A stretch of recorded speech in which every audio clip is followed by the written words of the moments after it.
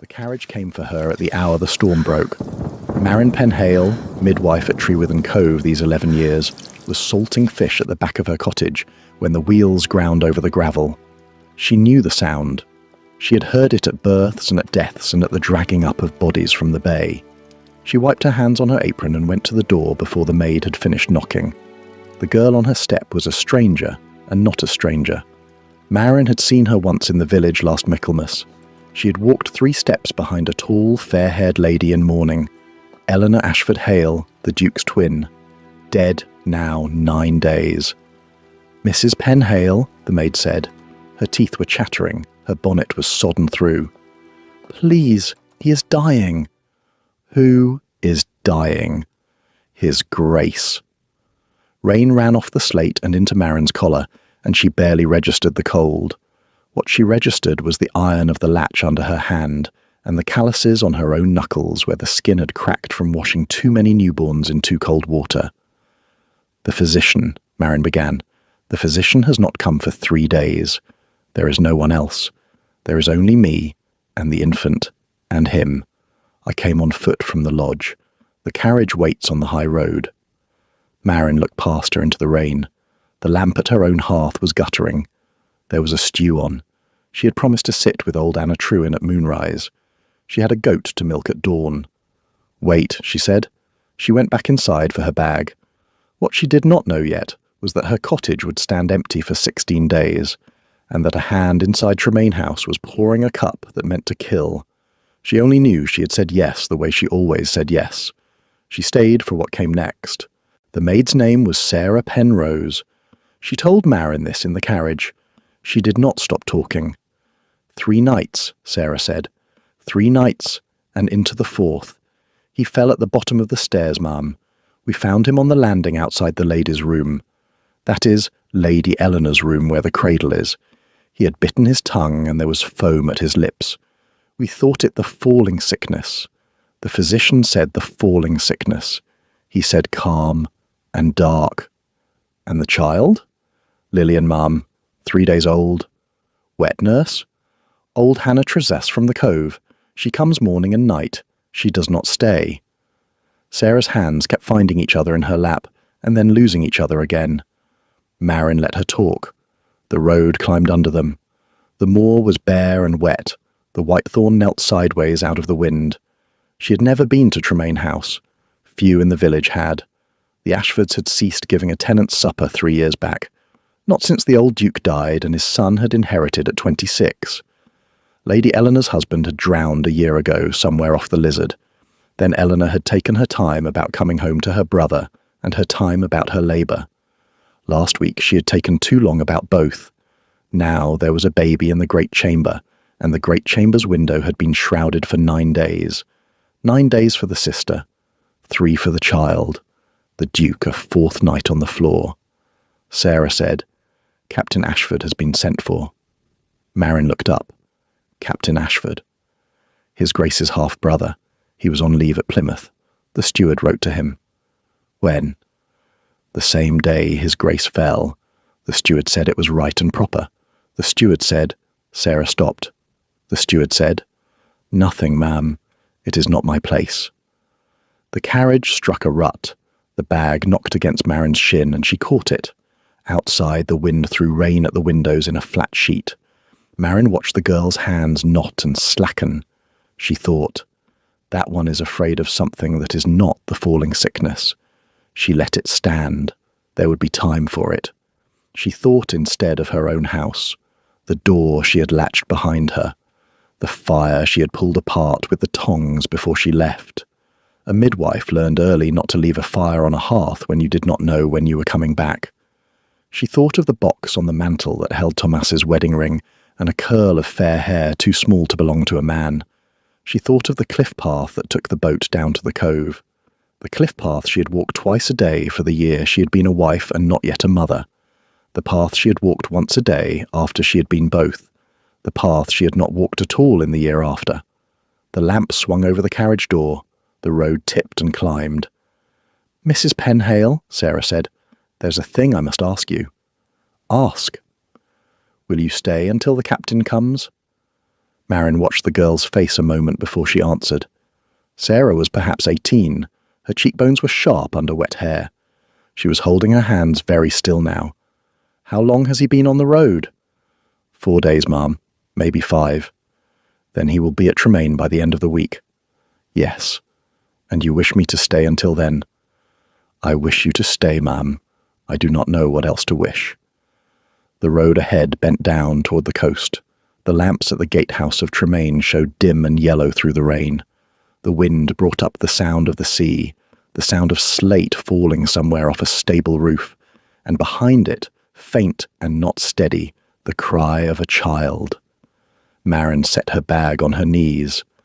I will stay until he can pay me to leave, she said, which she left to the road. The great chamber smelt of vomit and of laudanum and of a banked fire too long banked. Marin did not stop at the threshold. She set her bag on the floor where there was light from the casement and went to the man on the boards. He lay on his side near the cold hearth, shirt open, feet bare, a smear of blood at one temple where he had caught the andiron going down. His breathing was the kind Marin had been taught to fear, shallow, then foreshort together, then a stop long enough for her to cross the room and kneel. The cradle was 3 paces off by the bed. The child in it was screaming with the particular thin red rage of a newborn who had not been answered for an hour. Marin turned him onto his back, then onto his side again the other way. She loosened the band of his shirt at the neck. Her fingers went to his throat. The pulse was there. It was uneven. It was there. Sarah. Sarah was at the door with the lamp. Bring me water, cold, a pail, and a cloth, and something to weigh on his shoulder. A book. A book, ma'am. A weight, so he does not roll back. Then to the child. Pick her up. Walk with her. Do not put her down until I tell you. Yes, ma'am. Marin found his pulse again and counted it against her own. 40, 38, 40 again. She put her ear to his chest. The lungs were full. The heart was running and stopping like a horse that had gone too far. She knew the Duke by name only. She had known his sister by sight. She had not known the man on the floor was beautiful. He was, even half dead under the lamp, with his lips split and a string of bile at his jaw. His bones were the bones of a face that men were painted with. She noted it the way she would have noted a heron in the marsh. It had no bearing. She wiped his mouth with the hem of his own shirt. Your Grace, I am Marin Penhale. I am the midwife from Trewithen Cove. I am going to keep you on your side. You are going to breathe. Do you hear me? He did not hear her. She did not stop talking. She talked to him while she put a cold cloth on his neck and another over his ankles. She talked while she held one hand on the joint of his shoulder, keeping him off his throat. She talked while Sarah brought the pail and lifted the child out of the cradle. The child, finding the warmth of a moving body, made a thin gulping sound and quieted. The fire had been out for hours. Marin sent Sarah for kindling and laid it herself, working from where she sat. The chimney drew at the 3rd try. The wind was high outside. The window rattled in its lead. Somewhere in the house a clock struck 8, and then 9. At 10 she changed the cloth at his neck. At 11 his eyes opened. He looked past her at the ceiling, with the kind of looking men did at the bottom of a long fall. Eleanor, he said. I am not Eleanor. I am Marin Penhale. Your Grace. Drink. She had a horn cup at his lip. He swallowed once. He coughed. He swallowed again. Lillian. She is here. She is sleeping. Hannah came at 7 and fed her. Drink. He drank. His eyes came down off the ceiling and onto her face. The looking sharpened. The seeing started. You, he said, and stopped. Yes. You stayed. It was the lowest plain line of the night. He shut his eyes on it. Marin set her hand flat to the top of his head, the way one would set a hand on a child's head, and held it there until the breath under her other hand evened. She held the pose for an hour. She had crossed a threshold and had no need yet to know it. 3 nights passed before the Duke could sit up unaided. In that time the house began to take its shape around Marin. She learned where the linen press was kept and which key worked which lock. She learned which servant could be sent for what and which could not be sent at all. 3 remained at Tremaine besides Sarah: a cook, a stableman, an old gardener. The rest had gone in the year of Eleanor's mourning and never been replaced. The steward, a man called Yelland, came down twice a day to ask after his master and went away again to write letters. Marin watched him write the letters and did not say anything to him at all. Hannah Trezisa came at 6 and at 6. She fed the child with the calm of a woman who had fed 5 of her own and lost 3. She did not stay. She had her own to mind. She left Lillian wrapped in the cradle by the hearth in the great chamber. Marin had moved the cradle there on the first night. She would not have 2 patients in 2 rooms when she had 1 pair of hands. On the second day, the Duke kept down beef tea. On the second night, he asked for his sister, and Marin said, "Your sister is buried. It was 9 days ago." She said it because she had learned at 23 that the kindest thing a sick person could be told was the truth, plainly, once, and not asked to hear it again. He turned his head to the wall. She let him be. On the 3rd morning, she opened the curtain a hand's breadth. A body that had been in the dark for 9 days needed first light at last. He watched her do it without comment. The dawn was grey. The sea below the house was rough and brown. "Have you eaten?" he said. "Yes." "You have not." "Sarah brought me bread at 4. I ate it." "Sit." She sat. She had not meant to. She had meant to go down for fresh water and bring it back. But he had said sit. The legs under her were not as steady as they had been at 28. Her back ached in the place between her shoulder blades, where one's back always ached after one had sat up 3 nights in a row, in a chair too short for a tall woman. The Duke watched her sit. "What is your name?" he said. "Marin Penhale. I told you on the first night. You may not remember." "I remember," she waited. "From Trewithen Cove." "Yes." "My sister had a midwife from Falmouth," he said. "I know." "She died anyway." "I know." He looked at the cradle by the fire. Lillian was awake. She had been awake since Hannah left. She was watching the ceiling beam with the unfocused considering of a 3-day-old who had decided not to scream just at present. The Duke watched the child for a long time. "My sister wrote me a letter," he said, "in the week she came home. I keep it in the 2nd drawer of the desk in the library. She wrote that if anything should happen to her in her labour, I was to keep the child. You are keeping her." "I am on the floor of my sister's birthroom with my own bile on my chin." "You are sitting up in your sister's birthroom." He closed his eyes. He opened them. He said, "Will you stay?" "I have been staying." "Will you stay until I can walk?" "Yes." "And after?" She did not answer. He did not press her. He turned his head back to the cradle. "What is wrong with me?" he said. "I do not know." "You do." "I have a suspicion. I will not say it until I am sure." "Say the suspicion." "No." She rose. She went for the water she had meant to go for. He thought, after she had gone, that she looked like none of the women who came to Tremaine. He could scarcely remember what those women looked like. For 2 years his eyes had passed over them as they passed over the maids who lit lamps. Eleanor had been at Tremaine, and he had looked at Eleanor. Now Eleanor was buried in the south aisle of St. Petrock's. The midwife had been below his sight too the first night. She had been a pair of hands, cold ones, with a low voice that said the same words over and over. "You are breathing. You are going to breathe. Drink." He had drunk because the voice told him to. He had asked no whos and gotten none. Now he had asked. Now he had a name. Marin Penhale, of Trewithen Cove. He thought, the woman has not slept in 3 days. She has not slept, and she has not gone home. She has fed my niece and held my niece and changed my niece's linen. She has walked with my niece in the upper hall at 3 in the morning. I have heard her doing it. He thought, she will not say what is wrong with me because she is too good a woman to accuse a household without proof. He thought, she will find the proof. He closed his eyes again because the eyes had begun to burn. He was not strong enough yet to keep them open very long. He thought as he drifted. She stayed. The 4th day they ate together for the first time. He sat up in the chair by the window with a coverlet across his knees. Marin sat across from him with a tray between them, and broth and bread and a half-cup of weak wine. She had thinned the wine with hot water. She did not eat much herself. He noted this.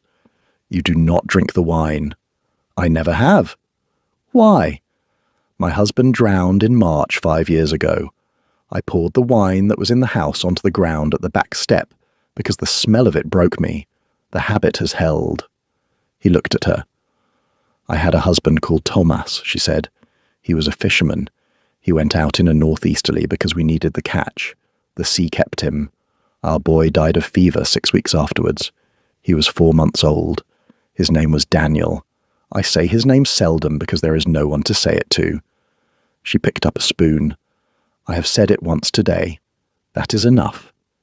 He did not speak for a long while. Then he said, "My sister was Eleanor. We were born 10 minutes apart. She was first. She married a man called Hale who was kind and a fool. He went down with a Falmouth packet between Lisbon and the Scillies a year ago this November. She came back to Tremaine carrying his child. She asked me to keep her here for the birth. I said yes. The physician I kept told me a Falmouth midwife would suffice. He told me my sister was strong. When the labour went long, he told me no further help was needed. He told me this for 30 hours. He let her die. I have not had him in the house since. I have not had the magistrate down either. I did not know whether I would survive him long enough to lay the case." Marin held the spoon over the broth. "Your Grace, Theron, I will not use your given name. Then call me nothing. I will call you Your Grace. As you like." She set the spoon down. "I think," she said, "that you have been given foxglove. I think you have been given laudanum on top of it. I think the cup you drink from has not been cleaned since the night your sister died." The room was very quiet. "By whom?" he said. "That I do not know." He looked at her for a long moment. "You will know," he said, "before I do." She rose. She took the cradle and the child from the hearth and she carried them with her out of the chamber and into the dressing room next door. She came back without them. "From tonight," she said, "she sleeps where I sleep, and from tonight you drink only what I pour." He closed his eyes. He nodded. She turned to the window. The sea had calmed. Gulls were over it. The day was thin and bright. She stayed. Captain Crispin Ashford arrived at Tremaine House on the 5th morning in a hired chaise at 9:45. Marin saw the chaise from the upper window. She had been at the window because Lillian was at her shoulder, and Lillian quieted faster against a moving body. Marin had been walking the length of the sun-warmed boards from the hearth to the window and back. The chaise came up the drive at a brisk pace, with a single travelling trunk strapped behind. The man who got out wore a captain's coat and a hat with a gold-band cockade. He stepped down without waiting for the step to be let. He turned and surveyed the front of the house as a man might survey a property he was being shown by an agent. Marin moved back from the glass. She went to the Duke. He had been asleep. He woke when her hand touched his shoulder. "He is here," she said. "How does he look?" "Like a man who has had a fast journey." Your Grace." "Marin? Do not let him sit at the foot of the bed. Make him stand. He thinks of himself sitting. I cannot stand. You can sit higher. Let me move the bolster." She moved the bolster. She straightened the coverlet. She drew the curtain to the hearth. She set the cup of clean water on the table at his right hand, and she set the candle behind his head, where the light would be at his back and on his brother's face. "There," she said. "You have done this before. I've been at deathbeds for the reading of wills. You expect a will to be read. I expect a petition. Sarah heard the word from the steward last night, an unsound-mind petition." His hand on the coverlet went white at the knuckles. He held himself still and silent. "You will be calm," Marin said. "You will be quiet. He will do the speaking. You will let him." "And you?" "I will not leave the room. He will tell me to leave the room. You will say, 'I do not leave the room.' You will say, 'I am the midwife at your niece's cradle, and I do not leave her side.'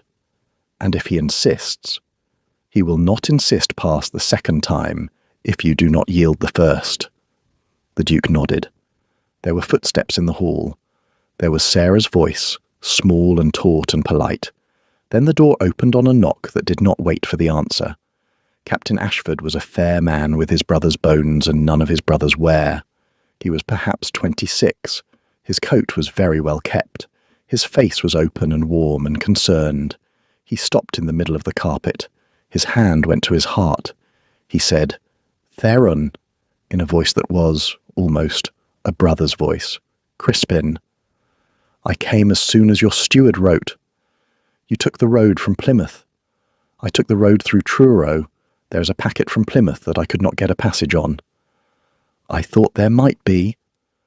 The captain looked at Marin then, for the first time. His eyes were grey and not quite still. He smiled at her. He did not bow. "And this is—" "Mrs. Penhale," the Duke said, "the midwife at my niece's cradle." "From the village? From Trewithen Cove?" "Ah, Mrs. Penhale, thank you for your service. You may leave us now. My brother and I have family business." Marin stayed where she stood. "Marin remains," the Duke said. "My niece is asleep in the next room. Marin will be at her side." "My dear man." "There is a wet nurse. There is the maid." "Marin remains." The captain looked at the Duke. His face held the same calm. He smiled again. He said, "As you wish, Theron. As you wish." He sat. He sat at the foot of the bed. Marin met the Duke's eye. The Duke moved his hand on the coverlet, a small gesture that asked her to let it stand. She let it stand. There was nothing to be gained by sending the captain to his feet now. The captain folded his hands. "Theron, I am not going to lie to you. You look like a corpse. I'm told you have been on the floor of this room for 4 days. I'm told the physician has been refused. I'm told there is no one in the house but a maid and a stableman, and now this admirable woman from the Cove. I'm told my sister's child is in a cradle on the hearth. Theron, this is no way for the head of our house to live. Eleanor died 9 days ago. I know it. I grieve with you. But Theron, you are not well. You are not in your right mind. Look at your hand. My hand is steady. It is steady today. It was not steady yesterday. The household reports, your own steward reports, that you have been in a delirium for the better part of a week. Theron, there is provision for this. There is provision in law. Lillian is the heir to the Hale property as well as a ward of your house. She cannot be left to a delirium, nor can the estate. What are you proposing, Crispin? I am proposing that I sit at your bedside until you are well. I will act in the matter of Lillian's guardianship until you are well. We will do this through the proper channels, with the magistrate's signature, for everybody's protection, including yours. A petition of guardianship. And, I'm sorry to say it, Theron, a finding of unsoundness for the period of the illness, to be revoked, of course, on your full recovery. And if I am not to recover, you are to recover. And if I am not, then God forbid, but the estate would not fall to the crown. It would not be tangled. Lillian would not be a ward of strangers. The captain leaned forward. He had a warm, almost embarrassed smile. Theron, I am your brother. I am only here because I am your brother. Let me sit at your hand. Let the steward write to Sir Howell and lay the matter before the parish. We will have you walking by Michaelmas. The Duke looked past his brother at the curtain. He said, Marin, open the curtain. Marin opened the curtain. The morning light came across the bed and across the captain's face and across the half-empty water cup on the table. The captain's eyes flicked once to the water cup. They came back. The Duke said, Sir Howell may come on Friday. Theron, Sir Howell may come on Friday. The hearing may be in the vestry where my sister was buried. Bring whom you please. Bring Mr. Pemberton from the village if you choose. Bring my steward. Bring the vicar. I will have my own witnesses there. I'm not in a delirium today, Crispin. I'm sitting up. I'm eating. I'm drinking from cups poured by Mrs. Penhale. I have a niece in the next room who is being fed by Hannah Trezessa of the Cove, and who has been held this morning by Mrs. Penhale, and who is alive and at the breast, and not by any provision of yours. On Friday in the vestry, I will say so. Theron, listen to yourself. Friday. The captain rose. His face had gone, just for a moment, the colour of skim milk. Then the colour came back, and the smile came back with it. He bowed to the Duke. He bowed to Marin, a precise civil bow that was meant to be noticed. He said at the door, I will see myself out. Mrs. Penhale, a pleasure. He went. Marin shut the door behind him. She turned to the Duke. The Duke said, he will be back before Friday. Yes. He will have something else by then. Yes.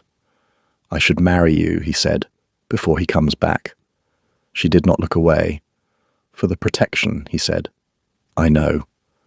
I release you after, if you wish it. I know. Marin?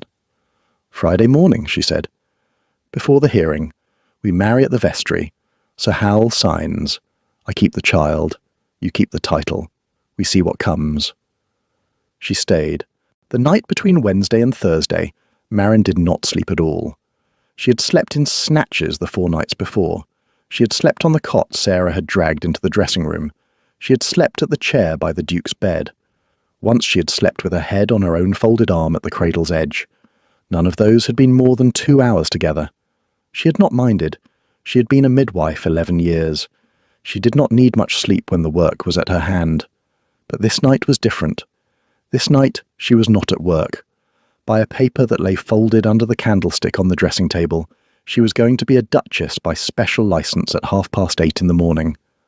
After the wedding, there was a hearing at 10. After the hearing, there was whatever Friday afternoon would be. There was no work to do at this hour. The Duke was sleeping. The child was sleeping. The house was sleeping. The wind had dropped and the sea was quiet.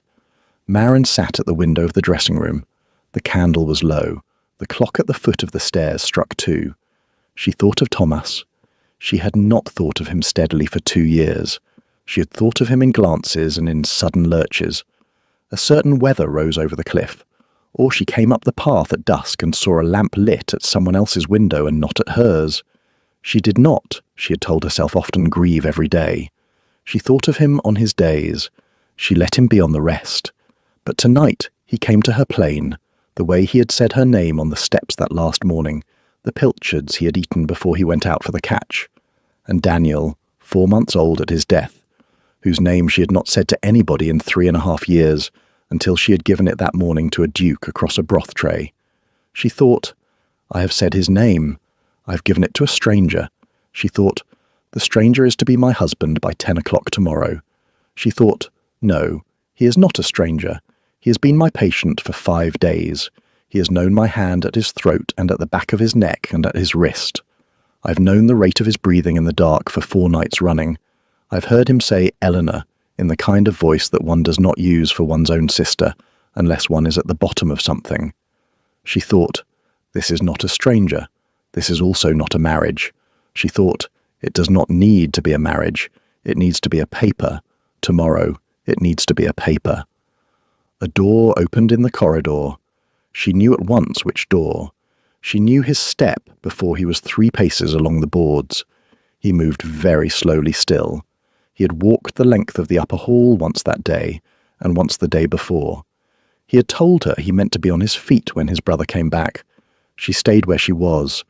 The candle was low, her hair was down her back, and her face was wet at the cheek without her having known. She let it stay wet and watched the door. He came to the door. He did not come in. Marin, he said, Your Grace. It is 2. You should sleep. I cannot. No. He stood at the door. He had a coat thrown over his nightshirt. His feet were bare on the boards. He looked at her face. Are you afraid? He said. No. Are you sure? I'm not afraid of the morning. I'm afraid of what comes after the morning. I'm afraid of a kindness I will have to repay and cannot. There is no kindness to repay. There is. There is a name. There is a roof. There is Lillian. There is a child I will love. I love her already. By the morning I will be her aunt by law. By the year I will be her mother in fact, because that is how it will go, and we both know it. That is the kindness. That is what I cannot repay. Marin, there is no debt. There will be a debt. There always is between people such as we are. You will not see it. I will. I have not been a duchess. I do not know how. I will not know how. I will know whose hand to wash and whose linen to change, and which way the wind takes off the headland. I will know how to set bones and how to deliver a child. I will not know how to be in the room with women who have been bred to dinners since they were 6. I am telling you so that you know, so that on Sunday, and on the Sunday after, and on the Sunday after that, you remember that I told you, in this room, in the dark. He let it stand a long moment. She turned her face back to the window. The sea was a black plain. The moon was still below the line of it. Marin, Your Grace, I sent for you. I know, Sarah told me. I did not send for the physician. I sent for the midwife. I sent for the widow Penhale. I asked Sarah in the morning of the day I went down, whose hands I wanted at my niece. She said, the widow Penhale at Trewithen Cove. I said, send for her at first sign. Sarah was to send for you whether I was alive to ask for it again or not. I had her swear to it. I had been ill 3 days by then. I knew. I had not the proof. I had the knowing. I sent for you. She turned back to him. Why? Because Mistress Trezis's daughter had said your name at the market last autumn. Because the vicar's wife had said your name in October at the harvest. Because my sister had said your name. My sister had said it to me when she came home. She said, I will not have the Falmouth midwife if I can have the Penhale woman. I said, I will see. I did not see. I let the physician have his way. I let her die. His voice had not gone up. His voice did not go up. He spoke each sentence flat against the boards. I sent for you because I should have sent for you 9 days earlier. He stopped. He set his hand on the doorframe to steady himself. That, he said, is the debt. That is mine. I will not let you have it. Marin rose. She crossed the room. She stood at the doorframe across from him with the candle between them, low and yellow on her face and on his. You have not asked me, she said, if I will marry you. No. Why have you not asked? Because if you said no, I would not have any other plan. She put her hand to his face. She set it flat to his cheek, the way she had set it to his head on the floor the first night, when his breath had begun to even. She held the silence with it. He let her hand stay. I will marry you, she said. Yes. She took her hand away. Now go and sleep. We have a hearing in the morning. He did not move at once. He said, You stayed. Yes. He went. She blew out the candle. Sleep stayed away. She lay down on the cot in the dressing room with Lillian beside her in the cradle, watched the light come up out of the sea and thought, He sent for me. He sent for me on the first day. I stayed not by choice, but because I was already chosen. It was not unwelcome. Sarah came to the dressing room at 4:30. Marin had slept perhaps an hour. She had laid down and let the breathing of the child beside her even her own. She had drifted twice. She came up the second time when Sarah's hand at the door turned the latch. Mrs. Penhale? What? Yelland. Where? He is below in the steward's room. He has been writing letters since 2 o'clock. I went down for water. He has Mrs. Penhale. He has my journal. Marin sat up. Which journal? The one I keep at the press. The one with the dates. You said it was hidden. It was. He has it. He came up the back stair while we were at dinner. He has it now on the desk in his room. He is reading it. There is a candle. The candle is at the desk. Marin was on her feet. She was at the wash basin. She was at her boots. How long since you saw him? 4 minutes. He has not left the room. No. Will he? I do not know. He has put the journal in his coat. The coat is on the chair. Marin tied her boots. She put her shawl over her nightdress. She put her cloak over the shawl. Sarah. Yes. Take Lillian to the Duke's room. Lay her in his arm. Tell him I am gone to Pemberton. Tell him I will be back by 7. Tell him to keep her in his arm until I am back. Tell him not to send anybody after me. Mrs. Penhale, go. Mrs. Penhale, you cannot. Sarah, the steward will burn that journal in his grate before sunrise. He will write a new one between now and the hearing if he is left to it. Mr. Pemberton has the other paper. The captain has charged the Foxglove and the laudanum to his own account at Pemberton's. Pemberton has the logbook. The captain will not have thought of it yet. The captain is at the inn at Tremaine Village asleep at this hour. The captain has been writing his unsound mind petition all of yesterday and last night, and has not yet gone to Pemberton. If I am at Pemberton's by 6, I have the logbook before the captain has it. If I am not, I have nothing but my word. My word is the word of a midwife from the cove. She was at the door. And Sarah? Yes. What is in the journal, exactly? Every cup, every dose, every date, every signature where I drew the laudanum from the press. I signed for what Yellen told me to draw. I am in the journal too. I will hang with him. You will not hang. You came to me. The hearing will know you came to me. Go now. She went down the back stair. The house at 5 in the morning was cold and lightless. The hall clock struck the half. Marin made the kitchen without being seen. The back door was bolted but not chained. She drew the bolt and let herself out into the kitchen garden, and she crossed the wet grass, and she came onto the gravel of the drive. She did not look back. She had 4 miles to walk. She had 2 hours. The cliff path had been 3.5 years gone from her feet. She came to it at the gate by the orchard. The gate was open. She closed it behind her. She put her left hand on the wall and her right on the latch. She stepped through. She set her foot on the path her husband had taken on the morning he had not come back. A thin grey easterly came up off the rocks, salt-smelling and cold. The path lay as a chalk line under her feet, known by foot from 500 crossings, untouched by her for 3.5 years. She walked. She kept her mind off Thomas and on Mr. Pemberton's logbook. She thought of the captain's name and the captain's account and the captain's signature. She thought of the dates Sarah had given her over the past 5 days. The 15th of October, 20 drops. The 16th, 30. The 17th, the day before her arrival, 60.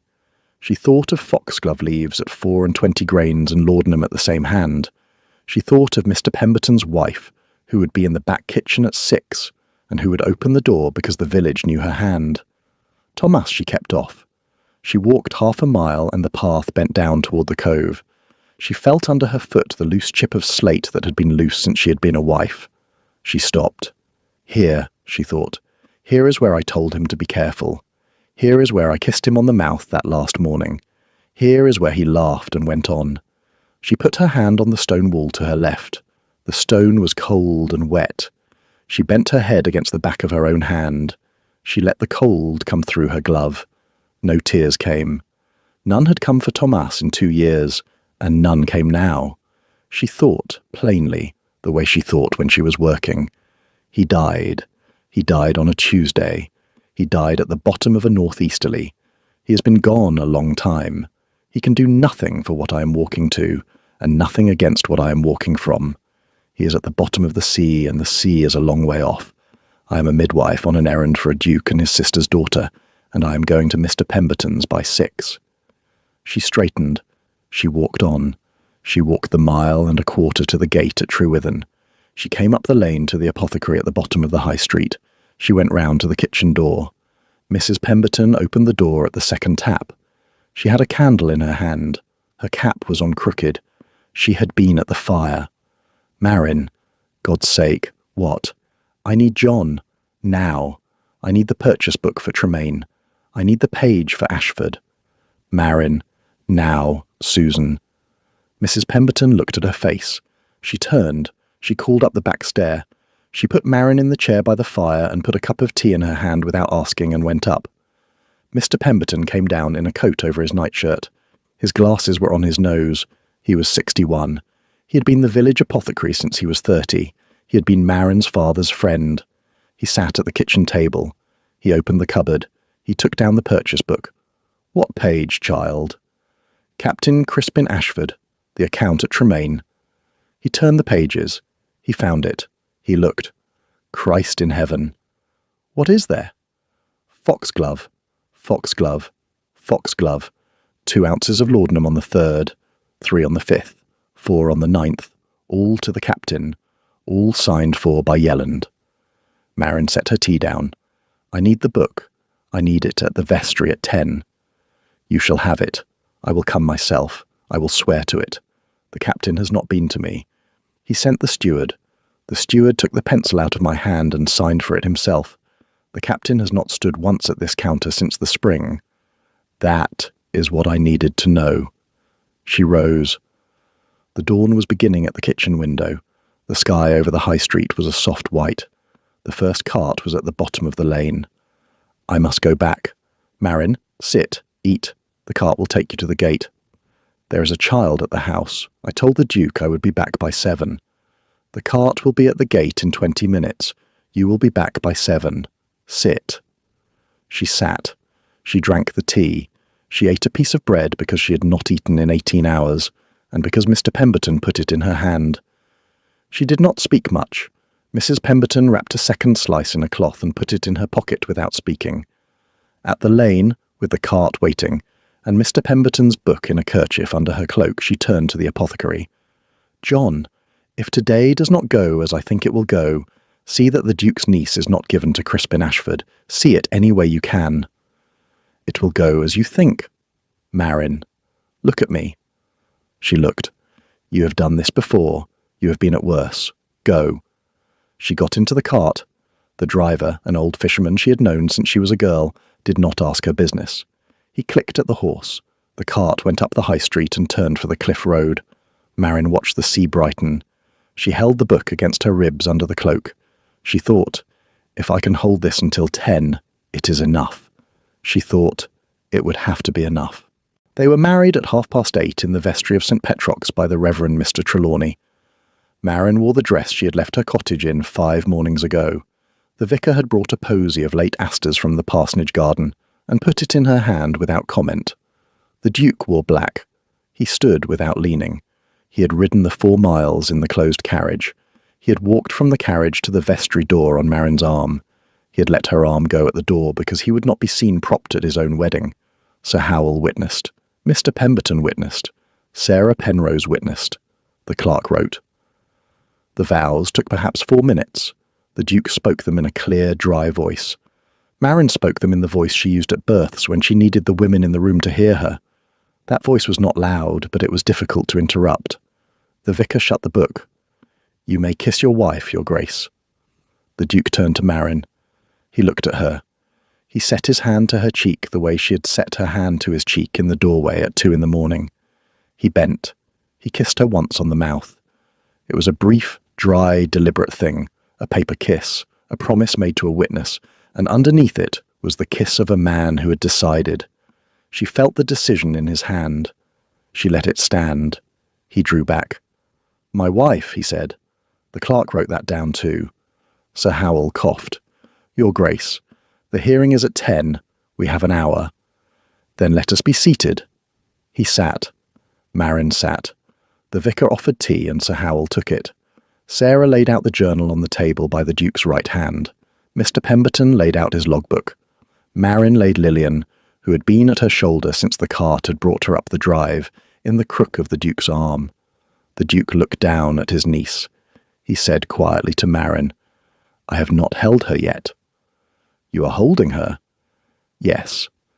He did not lift his eyes from the child's face for a long while. At 10 the captain came. He came with 2 men in coats and 1 in a clerk's gown. He had a folder under his arm. He had a smile. He stopped 4 paces inside the vestry door and looked at the room. The smile thinned and went on. Theron. Crispin. Sir Howell, I bring the petition. I bring also Dr. Hennessy of Truro, who has examined the steward's correspondence and is prepared to confirm. Captain Ashford, said Sir Howell, take a seat. Lay your papers. We shall hear you presently. We have other business first. Other business? The Duke wishes to put a deposition before the bench. He has the right. Let him speak. The captain looked at his brother. He looked at the child in his brother's arm. He looked last at Marin, sitting at his brother's elbow in her grey dress with the posy at her wrist. He said slowly, May I ask who this woman is? You may, said the Duke. She is Her Grace the Duchess of Tremaine. We were married in this vestry an hour and a half ago. The clerk has the entry. Sir Howell witnessed. The captain did not move. The vestry was very quiet.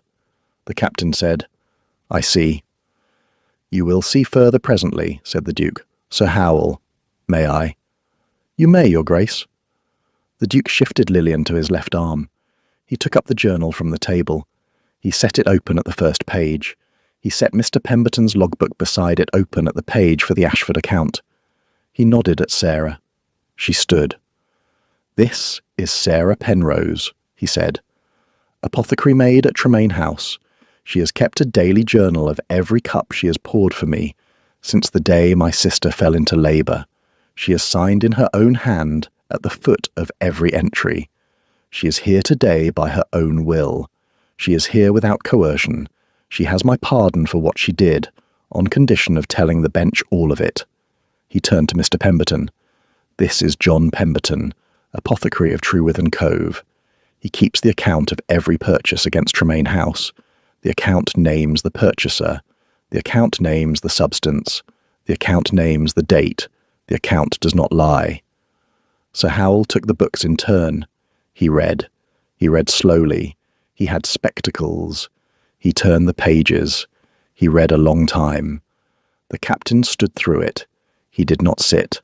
His hand was at his hip on the hilt of his dress sword, and the hand was white at the knuckles. The Duke watched. He watched the woman who had crouched at his throat on a stone floor in a storm. He watched her sit perfectly still at his elbow, with his sister's daughter between them on the table. He thought, she has not flinched once since the night this began. He thought, no man in this room has ever shown me what she has shown me. He did not say it. He let his eyes go back to his brother. When Sir Howell looked up, his face was the colour of cold pewter. Captain Ashford. Sir, you are charged on this account by this book with the purchase of foxglove and laudanum at Mr. Pemberton's establishment over a period of 19 days, in sums and at intervals consistent with the dosing of a grown man toward— Sir Howell paused. Toward an end. Captain, have you anything to say? I have not been to Mr. Pemberton's establishment. Mr. Pemberton is here. He says you have not. He says the steward came in your name. The steward came in my name? On your account, with your signature. Captain, is this your signature? He turned the book. The captain looked. The captain looked a long time at the page. Then he said, It is. He said it because the signature was his, and because Mr. Pemberton had 4 other men in the village who could swear to it, and because the captain was a soldier before he was anything else. He said it flat, with his eyes still on the page. Sir Howell, he said, these books, I require an opportunity to examine them. With counsel. The accusation is grave. The accusation has not been laid, Captain. You have made it for yourself. The captain's mouth opened. The captain's mouth shut. Marin stood up. She had meant to let the Duke speak. She had meant to be silent, because she was a midwife from the Cove, and the men in this room were the men of the law. She stood anyway. The child in the Duke's arm made a small sound and was still. No one in the room moved to stop her. She set her hands on the table. She looked at the captain across the books. Captain Ashford. Madam, 3 nights I poured the water that kept his grace alive. You poured the foxglove. The captain stood as a man cut at the legs. She said, The court can decide whose hands belong on the child. She sat down. The vestry held. Sarah at the wall was crying without sound. Mr. Pemberton was looking at his hands. The vicar was looking at Marin. Sir Howell was looking at the captain. The captain said, very quietly, Theron. The Duke held his silence. The captain put his hand to his face. He said, I will not contest the guardianship. You will not, said Sir Howell. Contest a great many things, Captain. Constables are at the door. You will go with them. There will be a magistrate's hearing on Monday at Truro, and an indictment laid at the quarter sessions. You will not return to Tremaine House. You will not write to it. You will not be at any place within 5 miles of the Duke's seat or the child's person without my warrant. Do you understand? I understand. Take him." The constables came. The captain looked once at his brother. The Duke looked back at him steady. The captain went. The vestry door closed. Sir Howell sat down. Marin reached for Lillian. The Duke set the child in her arm without speaking. He did not lift his head from his hand for a long minute. Then he lifted his head, and he looked at his wife with the child at her shoulder, and he said, in the voice he had spoken with on the floor on the first night, "You stayed." She said, "Yes." 18 months passed. There was a wedding board for the new Duchess at Tremaine the spring after the hearing. Sir Howell had said one was wanted. The Duke had said, "Let the village come." The village had come. Fisherman, the parson, the schoolmaster, Hannah Trezise, and her four, Mr. Pemberton and his wife. They had drunk small beer in the long hall and eaten roast mutton.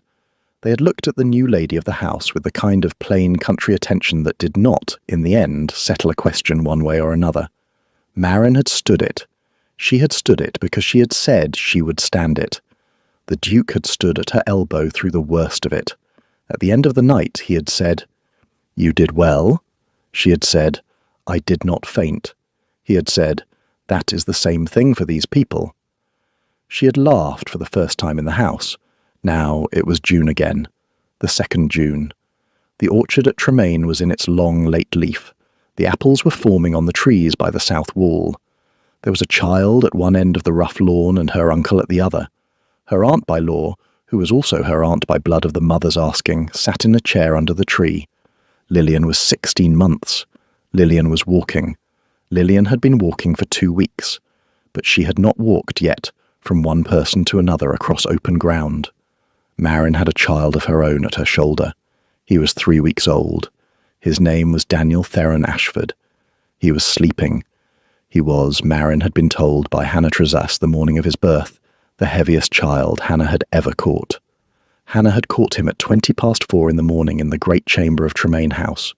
Marin's instructions had been in her ear, and Marin's hand in her own at the worst of it. The Duke had been at the foot of the stairs because Marin would not have him in the room. The Duke had come in at the first cry. He had stood at the door. He had looked at his wife and at his son. He had said nothing for a long while. Then he had said, "Daniel?" because Marin had told him the name months before, and he had said it as if he were keeping a promise. The orchard was warm. The sun was in the southwest and was coming through the leaves in pieces. The Duke had set Lillian on her feet at his end of the lawn. He was crouched on his heels. He held out his hands. "Lillian," he said, "walk to your aunt." Lillian considered. Lillian was a serious child, and she had her uncle's mouth. "Lillian." Lillian took a step. She took another. She took a third, which was the third she had ever taken on her own without something to hold. She swayed. She did not fall. She came on. 5 steps. 6. 8. She crossed the warm grass with the wobble of a child who had decided to do a thing and would not be told otherwise. Halfway down the lawn she paused. She looked at Marin under the tree. She looked back at her uncle. "Go on," the Duke said. "Go on." She went on. She came the rest of the way at a kind of trot. At the chair she fell against Marin's knee and she laughed, the loud open laugh of a child who has done a clever thing. Marin laughed too, careful of the baby at her shoulder. She set her free hand to the child's back and she said, "There, that is the orchard crossed." The Duke was on his feet at the other end. He had stood up too fast. He set his hand on the trunk of the tree at his elbow. He was 30 and some now, and the year had been a slow year for his wind. He came down the lawn at his own pace. He came to his wife. He laid his hand on his niece's head, and his other on his son's. He said, "Both at once." "Both at once," she said. He sat on the bench by the chair. They were quiet for a while. After a while he said, "I have spoken to the new steward about the cliff path. He said the gate is to be mended by Lammas." "Yes." "You said you would walk it again. In June. You told me at Easter." "I did. It is June." "It is." He looked at her sideways. "Now?" "Soon." "With me?" "No. Alone the first time. You may meet me at the gate at the orchard." "Marin." "Theron." He did not press her. He never pressed her. She rose. She set their son into the cradle she had carried out under the tree at the start of the afternoon. She set Lillian on the Duke's knee. She kissed her husband once on the mouth, a slow, careful kiss, the kiss of a woman 30 years old who knew her work, and she set off across the orchard for the gate that gave onto the cliff path. The day was bright. The sea was the colour the sea was in June. The wind was a soft easterly. The gate was open. She stepped through. She walked half a mile and she came to the place where the path bent down toward the cove. She came to the loose chip of slate that had been loose since she was a wife. She stopped. She set her hand to the stone wall to her left. She said aloud, because there was no one to hear, "Thomas, I have walked it. I have a husband who did not drown. I have a son. I have a niece who is not mine and is mine. I have a cottage at Trewithen still, and the door is on the latch and the hearth is laid. I am going to walk back to the orchard now. I am not going to walk this path with my back to it any more. I am going to walk it. Goodbye." She did not cry. She turned. She walked back. At the orchard gate the Duke was waiting. He had Daniel at his shoulder, Lillian on his hand, and the courtesy to wait without asking. "Well," he said. "Well. Come." She came. She took her son back into her arm. She took her husband's offered hand. She crossed the orchard with him toward the house, where the lamps were being lit in the long hall against the evening, and where the hearth in the great chamber was laid against the cool of the night that came in off the sea even in June. A niece of 16 months and a son of 3 weeks would be put down to sleep in 2 cribs side by side, because Marin would have it no other way. The carriage wheels of a guest came up the drive somewhere ahead. The Duke looked and kept walking, and kept her hand in his.